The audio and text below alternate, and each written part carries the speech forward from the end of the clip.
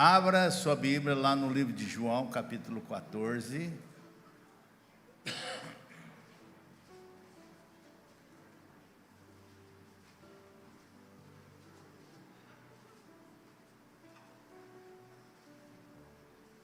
Todas aquelas pessoas dizem assim: eu sou filho de Deus. Mas se você não aceitou, faça hoje. Amém? E tenha uma vida totalmente diferenciada. João 14, 30.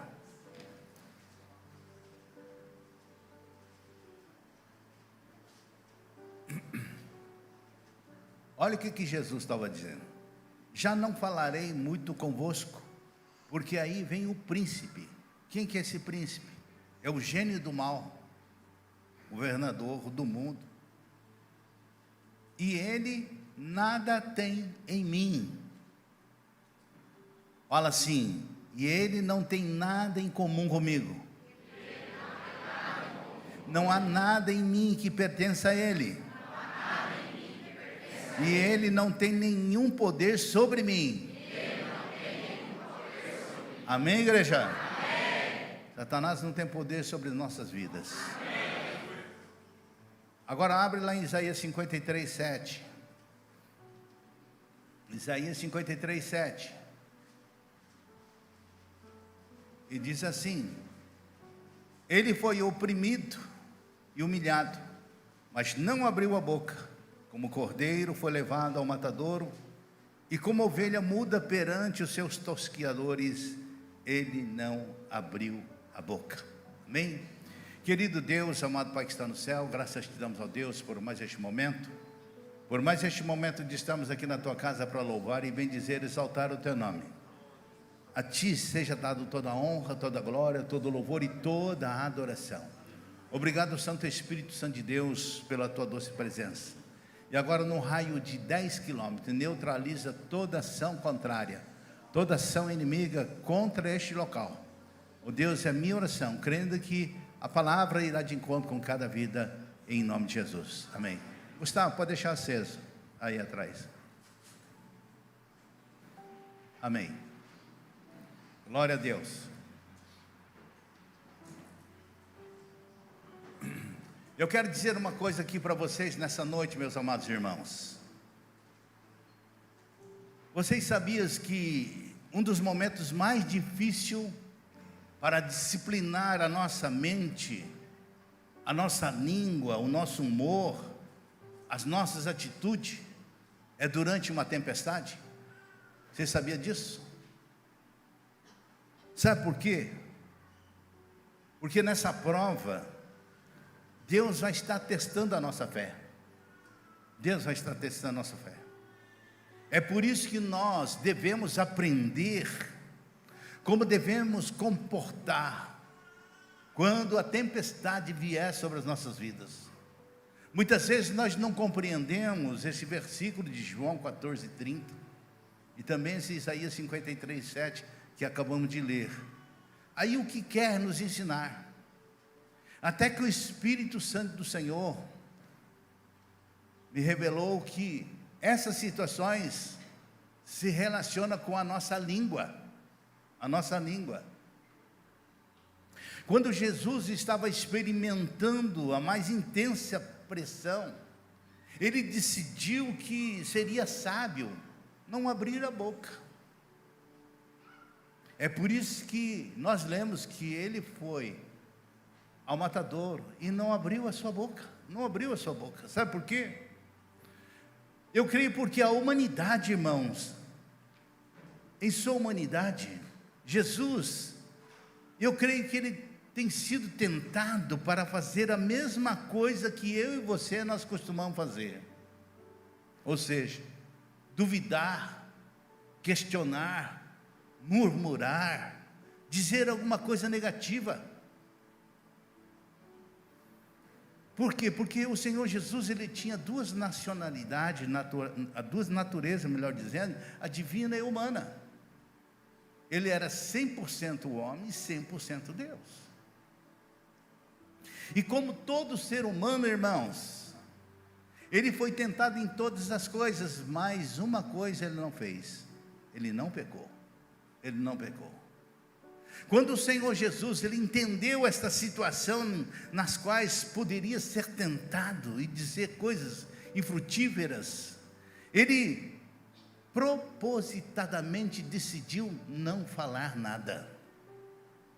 Essa é uma decisão sábia que muitas vezes nós devemos tomar, irmãos, diante das opressões, diante das estresses, diante de tantas coisas. Ao invés de falar de emoções conflitantes ou sentimentos feridos, é sempre melhor aquietar os nossos corações e permitir que na hora da tempestade as nossas emoções estejam calmas, irmão. E quando superamos todos esses obstáculos, é sinal que bênção de Deus vai vir sobre sua vida. Sabe por quê? Eu vou ler um texto aqui e vocês vão entender. Está lá em Marcos 4,35. Naquele dia, qual que foi o dia? No dia que você se posicionou, você estava aqui. Naquele dia, quando foi aquele dia? Puxa vida, eu não posso viver dessa forma que eu estou. Eu não posso viver.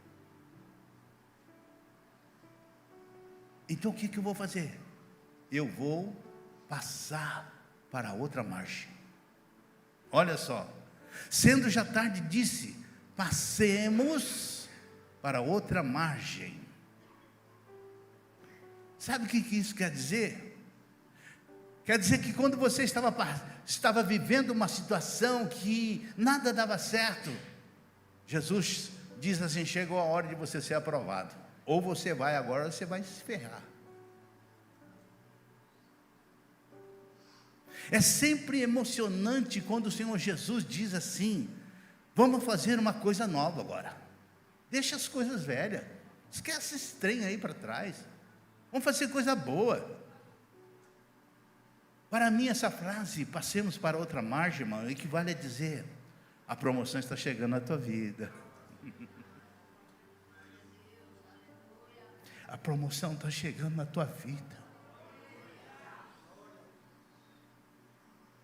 As bênçãos estão a caminho para você subir mais alto. Ou qualquer outra palavra que o Senhor usa para dizer: é hora de você mudar, cara.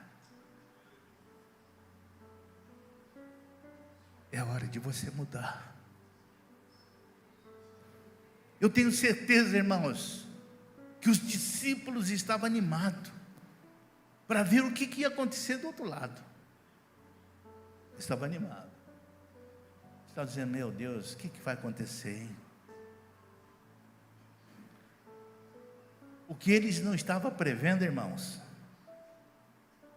quando nós estamos na prova, escute essa: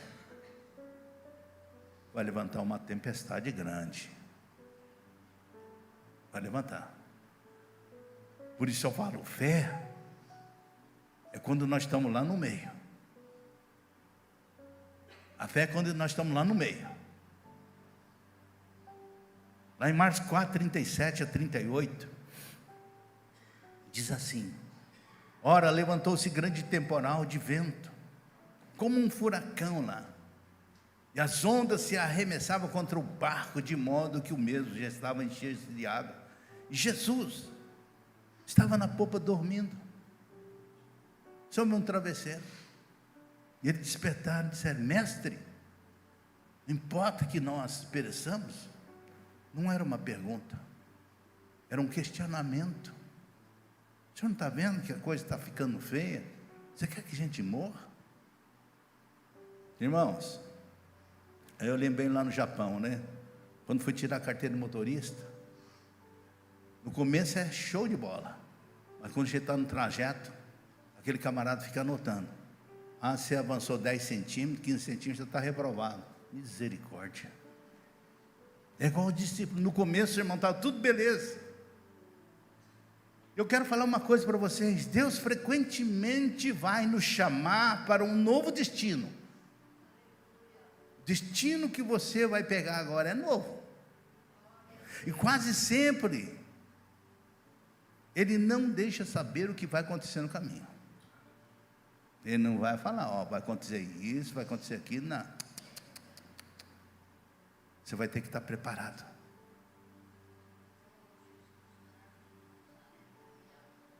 Nós abandonamos a segurança, entre aspas, que muitas vezes estamos aqui neste local para partir para uma bênção para outra margem. Mas é no meio que a coisa vai pegar.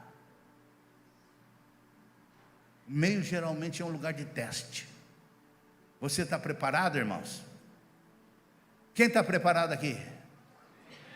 E na escola de intercessão falam, você está preparado? Se você não estiver preparado, pode abandonar o barco, pode deixar. Pode largar. Porque a bênção vai começar na sua vida. Nós temos que deixar de ser menino e aprender realmente a tomar uma posição grande. Sabe por quê? Porque no final a coisa vai ser muito grande. O processo que vocês vão passar vai ser de luta, vai ser de ferida, vai ser de tristeza. Mas no final o propósito vai ser cura para a tua alma. Aleluia! Aleluia! Aí você vai ver algo diferente acontecendo na sua vida. A tempestade estava com uma força total e Jesus estava dormindo, irmão.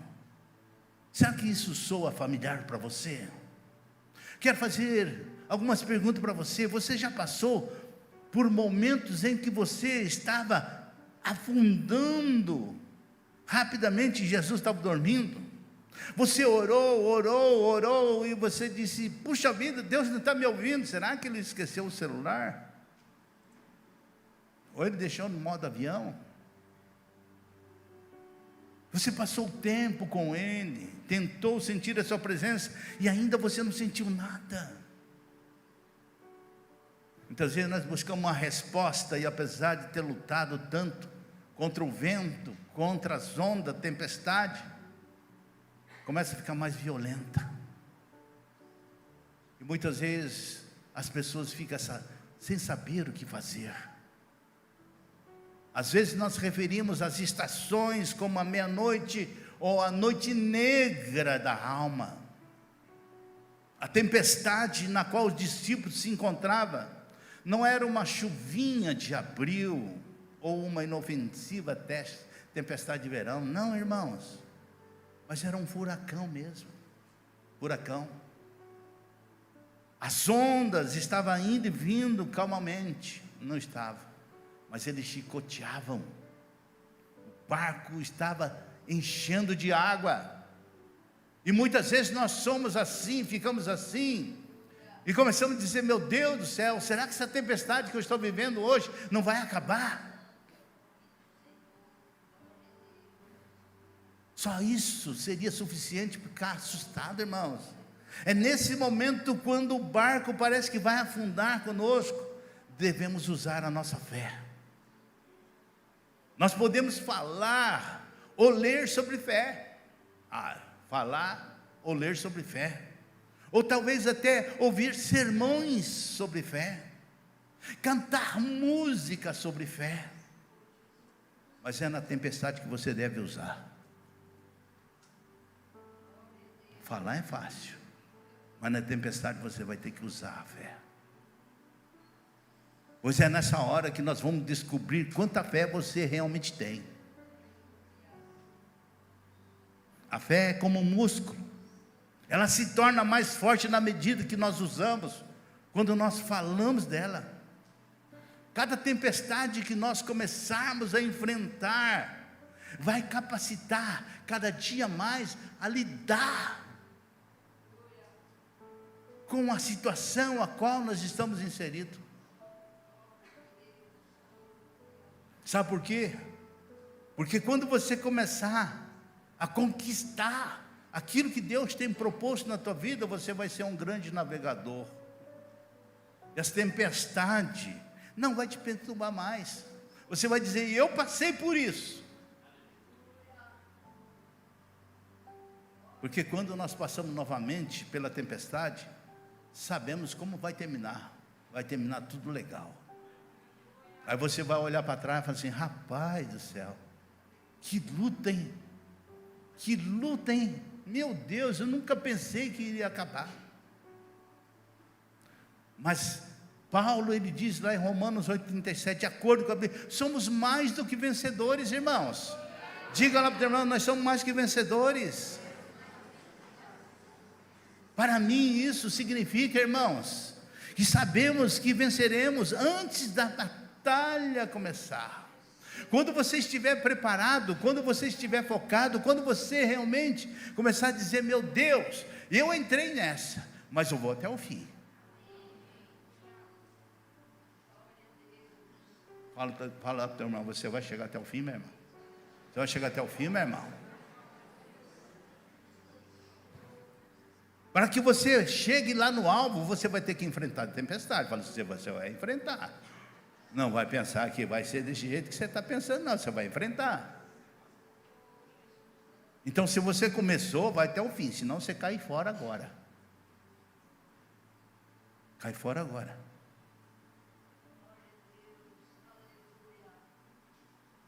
Porque a tempestade não é nada divertido, não, viu, irmão? Não é nada divertido, não. Mas é uma bênção saber que a fé é para aqueles dias quando nós não vemos ainda a manifestação. A fé é lá no meio. Começar, irmãos, a coisa não requer uma fé tremenda. O começo e o fim é emocionante, mas no meio a coisa pega. Por isso que eu falo no começo lá da escola: vocês querem começar? Vocês querem começar? Se não, cai fora, gente. Está em tempo ainda. Vocês querem receber bênção lá? Se você quer receber bênção, fica firme. Sabe por que eu falo, irmão? Quando eu comecei a namorar essa mulher aqui, a mais linda daqui,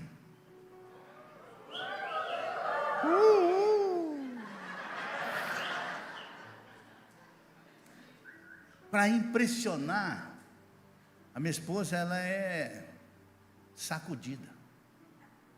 Ela pula no jump, montanha-russa, e eu não gosto nada disso. O meu maior divertimento é carrossel. E para fazer com que eu pudesse, demonstrar que eu era o tal, ela falou: vamos na montanha-russa. Eu falei: você vou nada? Não tem nada, tal. Meu irmão, por isso que eu falei: começo é gostoso. E aquele trenzinho começou e eu estava lá. Meu irmão do céu, quando chegou no topo, eu só via assim o chão. Eu falei: misericórdia. E a coisa vai para lá, e vai para cá, e vai para lá, e não acabava nunca. Eu falei assim: tá uma eternidade, mas era poucos minutos. Para mim era uma eternidade. E quando chegou o fim, não conseguia descer mais da montanha-russa. Não conseguia mais. A coisa pegou de um jeito, irmão. Falei: nunca mais. E um dia caí na besteira também de montar naquele tal do Viking. Montou aí na praça. A minha esposa falou assim: no meio é muito mole, vamos lá na ponta. Eu falei: não me envolva nisso mais. Meu irmão do céu, quando deu 2 balanços, eu falei assim: você vai parar esse trem aqui. Eu estou amaldiçoando esse trem aqui. Se vocês não pararem aqui, eu vou processar vocês. E o homem teve que parar. E tinha alguns que estavam comigo e deu graças a Deus. O trem ruim aquele negócio, né? Misericórdia. Infelizmente ou felizmente, irmãos, temos que passar pelo meio. Então vocês vão passar pela montanha-russa, irmão. Agora, se vocês gostam de divertir, vai ser divertido, hein? Jesus queria que os discípulos crescessem nele. Quando ele disse assim: passemos para outra margem. Irmãos, sabe por quê? Qual que é o nosso maior erro? O nosso maior erro é que nós não acreditamos na palavra. Quando ele disse: passamos para outra margem, nós vamos passar para outra margem, nós não vamos morrer no meio. E se ele está dizendo: vocês vão começar, mas vocês vão passar no meio, e a coisa vai complicar.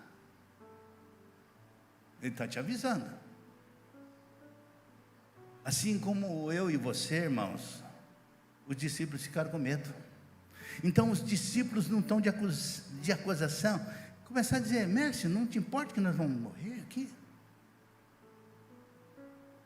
Ele despertando, Jesus acordou, repreendeu o vento e disse: acalma-te, emudece, cala-te.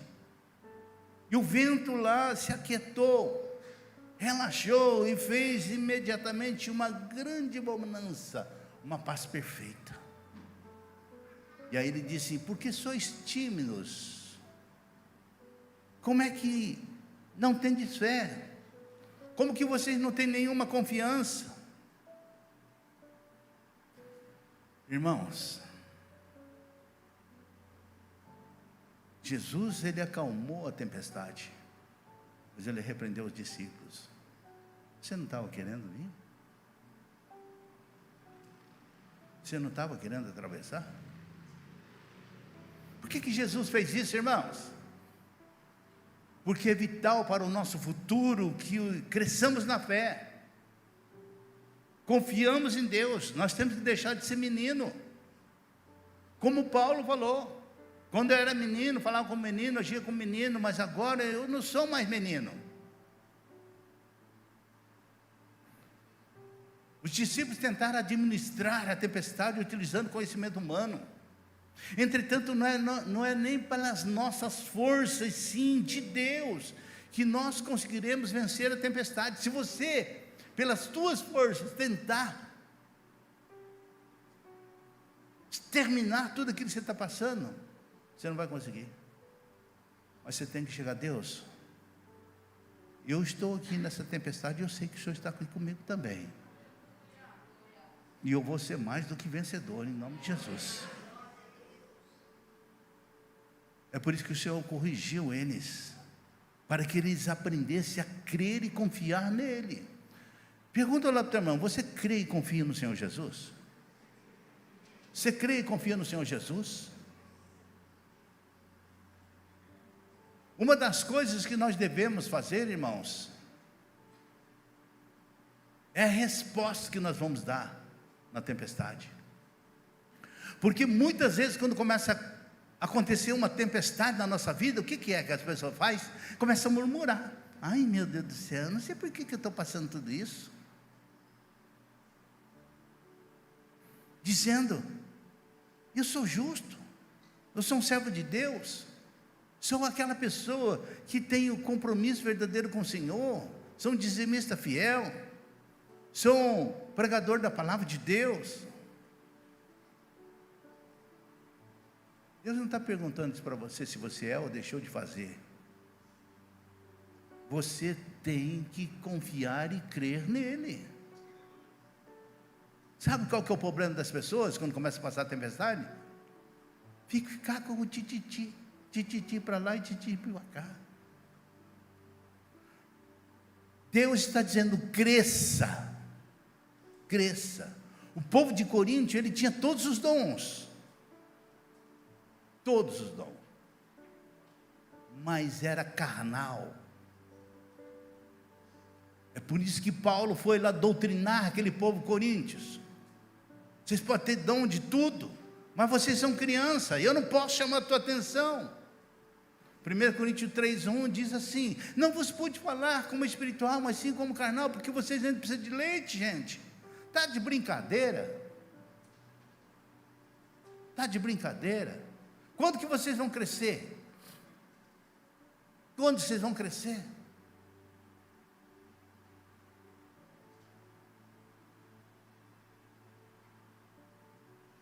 É por isso que Deus fala assim: ó, vocês tenham domínio próprio.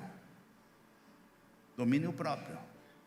Esse é o fruto do Espírito, está lá em Gálatas 5:23, no final, domínio próprio. Se você não tiver domínio próprio, não adianta, irmãos. Nós temos que ter domínio próprio.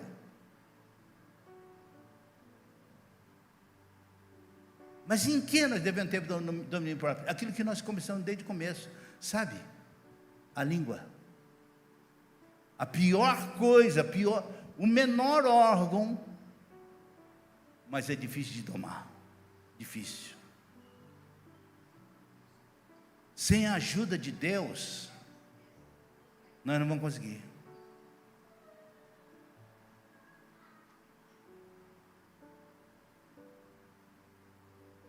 Sabe o que fala Hebreus 10:23? Guardemos firme a confissão da esperança, sem vacilar, pois quem fez a promessa é fiel. Portanto, meus irmãos, é hora de nós passarmos para outra margem. É hora de nós subirmos mais alto. É hora de nós guardarmos firme a confissão da esperança e sermos sobreviventes da tempestade, sabendo que Deus está olhando tudo isso que está acontecendo. Não pense que Deus não está vendo aquilo que você está passando. Não pense, irmãos. Deus está de olho em você. Sabe por quê? Porque Ele é que nem aquele fiscal que estava anotando na plaquinha, falou: opa, esse já passou essa aqui, vamos passar mais essa aqui. Esse daí vai receber algo fantástico na vida dele quando chegar no final. Saiba uma coisa, meu irmão, Deus é fiel. E podemos segurar em sua mão, sabendo que Ele não vai permitir que nós vamos afundar. Ele não vai permitir isso, irmãos. Portanto, nós devemos nos esforçar para eliminar aquelas conversas contraditórias, falar uma coisa nos momentos bons e outra nos momentos ruins. Nós devemos esforçar para não sermos fonte que gera água doce nos momentos agradáveis e amarga nos momentos amargos. Não, irmãos. Jesus estava sujeito às mesmas pressões e tentações. Querer que nós permaneçamos como Ele permaneceu. Lá em Hebreus 13:8 ele disse que Ele é o mesmo ontem, hoje e vai ser eternamente. Ele não mudou as suas concepções. Ele não mudou. Mas Jesus teve que disciplinar a sua língua e sua conversa durante a tempestade da vida. E nós devemos fazer o mesmo. Controlar a língua, irmão, deveria ser o nosso alvo, é o sinal de maturidade. É uma maneira de glorificar a Deus, portanto devemos refrear a língua. Lá em Tiago 1:26 diz: se alguém supõe ser religioso, observador dos deveres externos da sua fé, né? Deixando de refrear a sua língua, antes enganando o próprio coração, a sua religião é vã, é fútil, é estéril. Meu irmão, essa é uma declaração forte.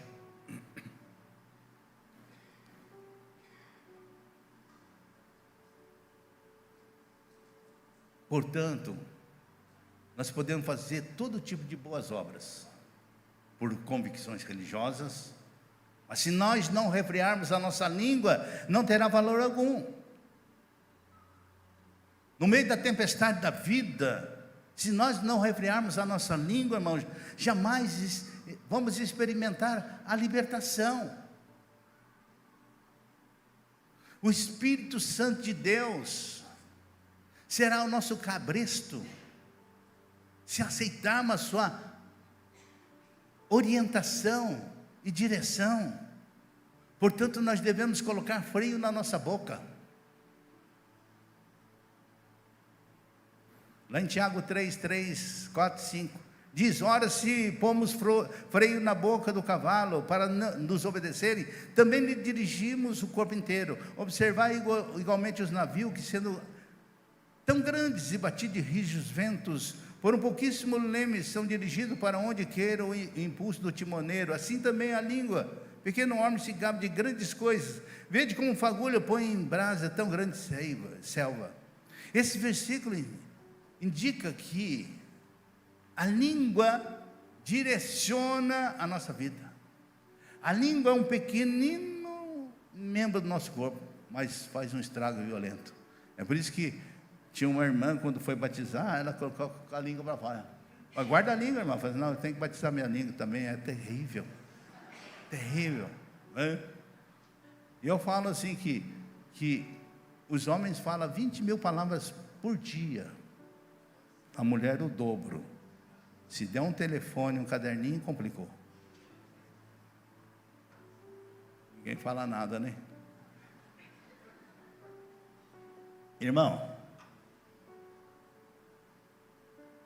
seria maravilhoso se fosse somente coisas boas, mas não é assim, irmão. Muitos relacionamentos têm sido desfeitos. Muitas coisas têm sido feitas, principalmente no uso da língua. Tem muitos divórcios por palavras ruins, maldizentes. Pessoas emocionalmente feridas em todas as áreas.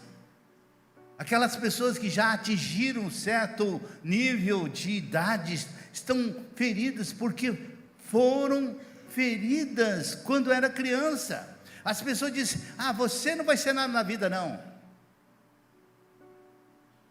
Você nunca vai conquistar nada na vida, não.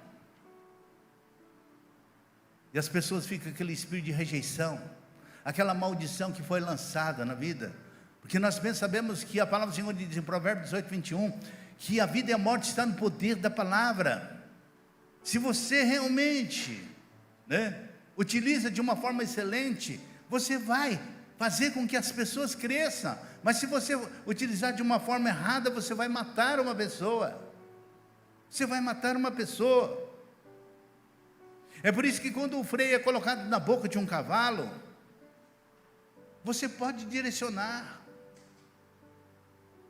Webster define o freio como uma peça de metal de um cabresto que controla e reprime o animal, algo que controla. Nós precisamos de um freio na nossa boca, irmãos. Mas não será colocada de uma forma forçada. Nós devemos querer. Quem é que vai controlar a nossa língua? Quem, irmãos? Quem, irmãos? Vocês não sabem dizer? O Espírito Santo de Deus vai funcionar como esse freio. Se nós escolhermos a direção dele. Se nós escolhermos. Quando começarmos a falar coisas erradas, irmão, nós vamos começar a sentir Deus puxando, o Espírito Santo puxando. É por isso que muitas vezes nós temos que ter essa conscientização de estar realmente ouvindo a voz do Espírito Santo de Deus. Lá em Gálatas 5, 16, 17, 18, diz: andai em espírito, jamais satisfareis a concupiscência da carne, porque a carne milita contra o espírito contra a carne, que são opostos entre si. Mas se sois guiados pelo Espírito, contra essas coisas não há lei. Deus está dizendo: seja controlado pelo Espírito Santo de Deus, irmãos. O Espírito Santo de Deus, ele tem que estar trabalhando em nós, para que nós possamos estar fazendo aquilo que Deus tem proposto para com as nossas vidas. O próprio salmista lá de 32:9, ele disse: não sejais como cavalo ou como mula, sem entendimento, os quais com o freio e cabresto são dominados de outra sorte, e não te obedece. Irmãos, o cavalo, ele obedece no comando do cabresto e controla o freio da boca. Agora, se desobedecer, ele vai sofrer dores. Eu já vi aqueles cavaleiros dando tranco assim, porque não é obediente, machuca a boca do cavalo. E como machuca a boca do cavalo, o cavalo não é burro. Ele é um cavalo. Vou obedecer. Mas é uma realidade, irmão. Aí eu perguntar a você, é cavalo ou é burro?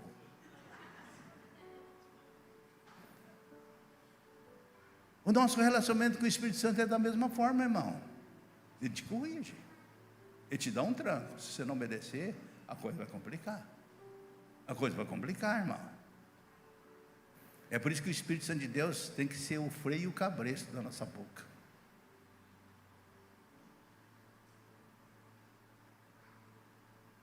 Pergunta lá ao teu irmão, você quer que o Espírito Santo de Deus seja o cabresto, o freio na sua boca? Pergunta lá para o teu irmão. Hã?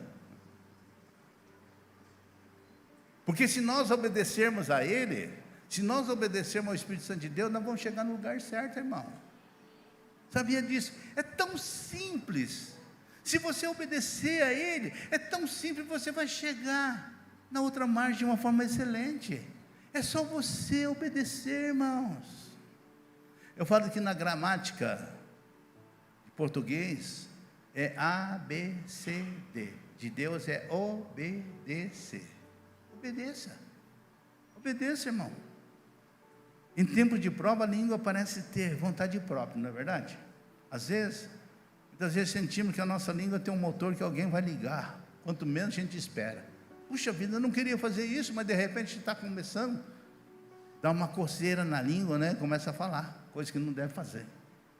É muito importante, irmão, nós sermos responsáveis por nossos pensamentos, porque tudo aquilo que nós pensamos, são a mente que controla. Aquilo que eu falo tem que passar aqui, aquilo que eu ouço tem que passar aqui, aquilo que eu olho tem que passar aqui, aquilo que eu sinto tem que passar aqui, tudo tem que passar no pensamento, porque a fonte da palavra é o pensamento. Satanás sugere pensamentos como: eu não posso continuar vivendo assim, o que vai acontecer depois? Já sabemos. A língua dispara, verbaliza o pensamento, como o problema começa na nossa mente, a solução deve estar lá também. Devemos levar todo pensamento cativo à obediência. Lá em 2 Coríntios 10, 5, ele fala que nós devemos levar cativo os nossos pensamentos. Devemos lançar fora as nossas imaginações erradas. Hoje no discipulado, a Vanessa falou assim, olha, a Vanessa está aí? Vanessa está aí? Não veio hoje? A Vanessa está lá. A Vanessa falou assim, olha, quando nós fomos viajar, e antes, posso contar, né, Vanessa? Antes, eu precisava tomar remédio. Eu entrava em pânico. Daí ela falou assim, não vou tomar não. Eu estou curada. E o diabo falou assim, você não vai aguentar. Você não vai aguentar. E ela disse, Satanás, estou te repreendendo em nome de Jesus. Qual que foi a conclusão? Ela viajou tranquila, irmão, que ela está liberta em nome de Jesus. Aleluia! Glória a Deus, é isso que Deus quer, irmãos. E o diabo começa a lançar os pensamentos na tua mente, dizendo, não, você não conquistou, você ainda não está curada, você ainda não está liberta, você precisa disso, você precisa daquilo. Quando esses pensamentos começarem a vir na tua mente, você repreende o capiroto em nome de Jesus. Começa a dizer, longe de mim, Satanás, longe de mim. Sabe por quê? Porque a mente é o campo da batalha e deve ser renovada completamente para experimentar qual a perfeita vontade de Deus, conforme diz Romanos 12:2.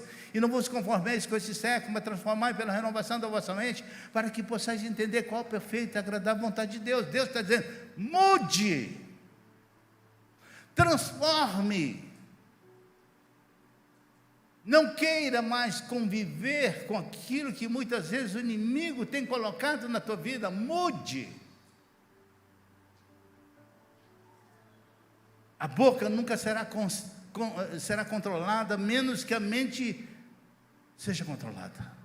Por falar em controlar a mente, irmãos, é interessante observar que aquelas pessoas que fazem bruxarias, busca controlar os pensamentos das pessoas. Sabia disso? A projetar os pensamentos errados em direção às pessoas inocentes. Isso são as prioridades deles. O que eu concluo com isso, irmãos, que Satanás quer controlar a nossa mente. O Espírito Santo também quer controlar a nossa mente, mas ele não vai forçar.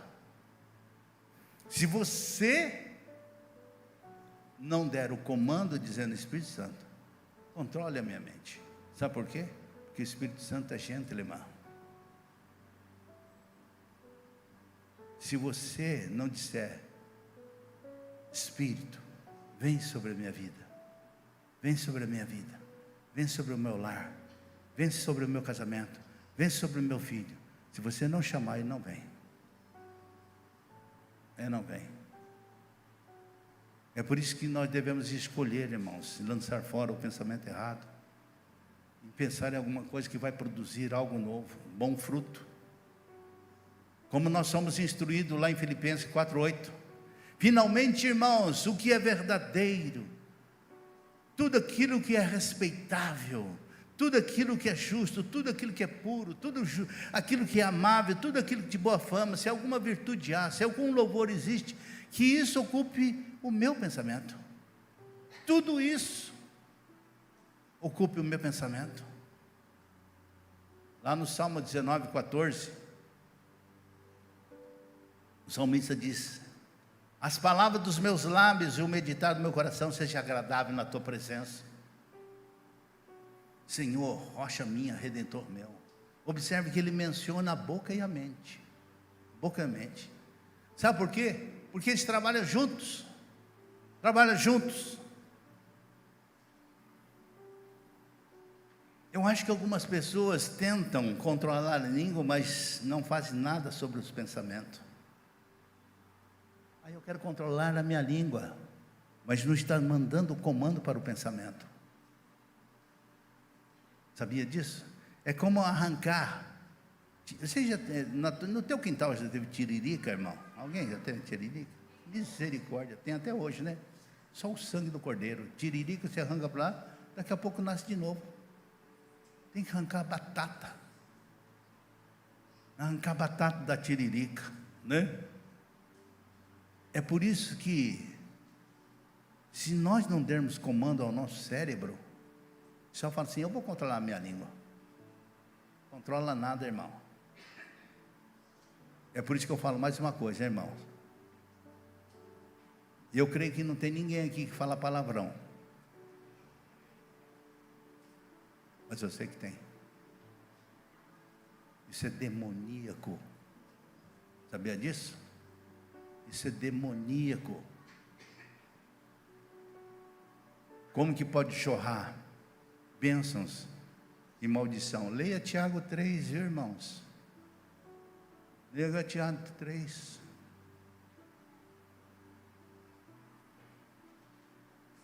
Olhe com os olhos da fé. Você se afastou da praia, agora está no meio do mar, está levantando tempestade agora, está rugindo, mas você vai chegar na outra mar. Fala: você vai chegar, meu irmão. Fala assim: ó, depende de você. Depende de você. Sabe por quê? Que muitas pessoas, eles retrocedem em tempos de desafio, que nunca aprenderam como falar. Submetem a prova, mas quando está lá no meio começa a ficar desanimado. É igual aquele, como chamava aquele bichinho lá: ó dia, ó vida, ó dor, né? Antigamente, de 1900 antigamente, tinha esse desenho. Era um cachorrinho lá, nem sei que raio que é de cachorrinho lá, mas qualquer coisa dizia: ó dia, ó vida, ó dor. Só o sangue do cordeiro, né, irmão? Que você não seja esse canibalzinho aí. Ó dia, ó vida. Sabe por quê? Porque se você se submete à prova, já é muito desanimador, né? Precisamos de palavras de desalento. Satanás vai fazer de tudo para você não chegar na outra margem. Ouça essa. Ele não quer que você faça nenhum progresso na sua vida.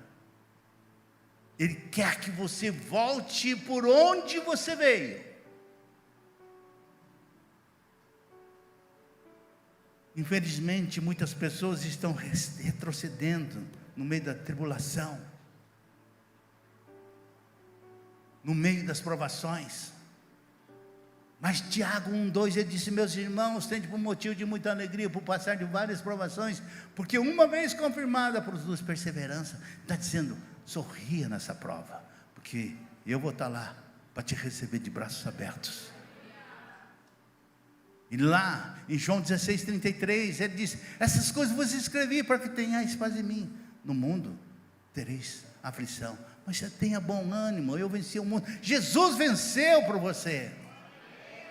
Jesus venceu pela tua vida. Portanto, meus irmãos, vamos orar para que o Espírito Santo controle a nossa língua. Salmo 141:3, que vocês deviam guardar isso na tábua do teu coração. Ele diz: põe guarda, Senhor, a minha boca, vigia a porta dos meus lábios. Guarde esse versículo. Põe guarda, Senhor, a minha boca, vigia a porta dos meus lábios. Eu vou perguntar uma coisa para vocês. Se vocês não responderem agora, eu vou pegar esse copo de água e vou jogar. Qual foi o elemento da Bíblia que não murmurou nas provas e foi um vencedor?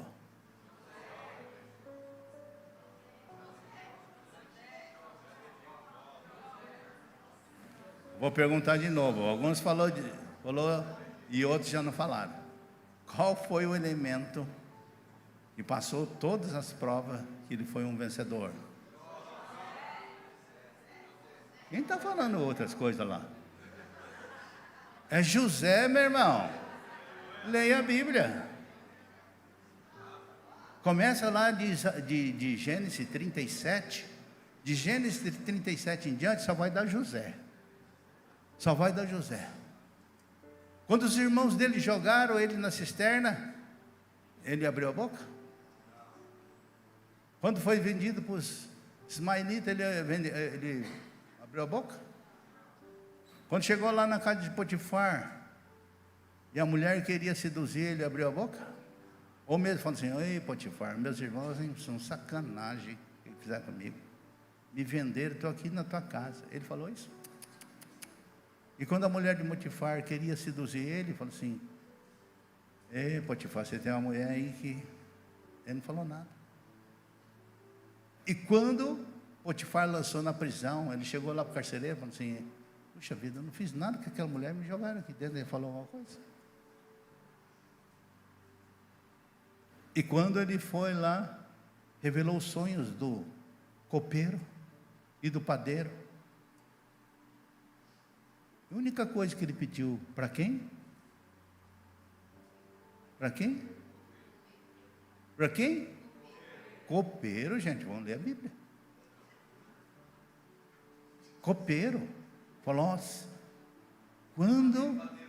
quando vocês estiverem com o faraó, lembra de mim. Depois de 2 anos, irmãos. Depois de 2 anos. E aonde que ele chegou? Ó, ele estava passando luta. Vai caminhando aqui, ó, Pedro. Vai caminhando devagar. Aqui, ó, na rampa. Olha, devagar. Olha onde que José chegou. Ele foi caminhando, sem murmurar. E ele chegou lá no alto posto de Faraó. Segundo o homem. Por quê? Porque Deus estava testando ele. Ó, José, a luta vai ser grande. Mas ele foi caminhando. Ele não falou uma palavra. Ele chegou. Obrigado, Pedro. Eu pergunto, quantas pessoas vão conseguir subir a rampa? Quantas pessoas vão conseguir subir a rampa? Amém? Vocês vão conseguir, não? Então vamos aprender uma coisa, meus irmãos. Quando estivermos passando para o outro lado, e de repente, no meio da margem, encontrarmos uma violenta tempestade, temos que aprender uma coisa: não transgredir a nossa boca, a nossa língua. Pergunto aí para você: tem muita gente que fica murmurando na hora da prova, não? Quantas pessoas passam por prova aqui? Vocês murmuram? Vocês dão risada? Hã? Oh, glória, aleluia. Estou nessa prova. Ai, meu Deus do céu, eu não sei o que eu vou fazer mais. Jesus me ajude. Misericórdia, irmãos. Ore a palavra. Aprenda uma coisa, eu ensino isso no discipulado. Ore a palavra, porque você orando a palavra, Deus vai rapidamente te atender. A palavra dele chama a atenção dele. Você sabia disso? O que fala lá, Números 23, 19?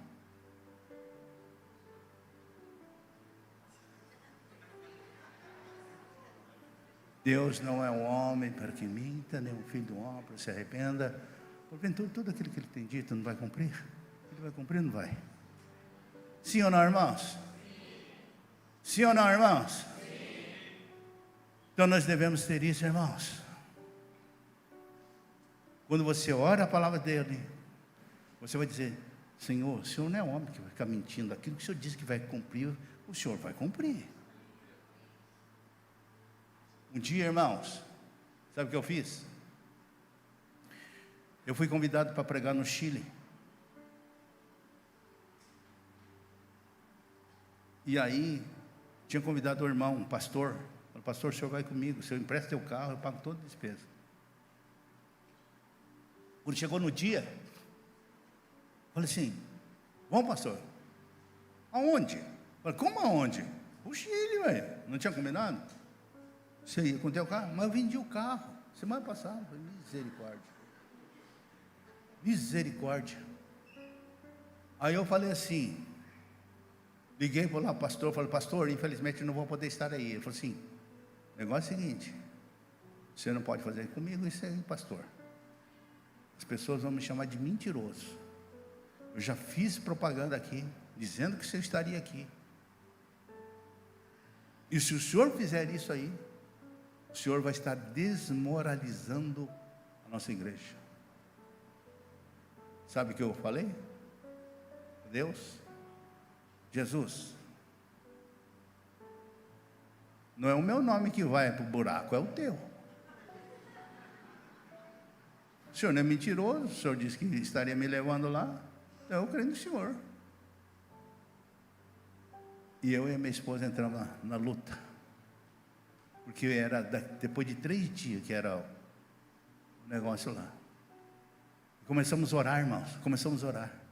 Chegou de manhã assim, um carteiro,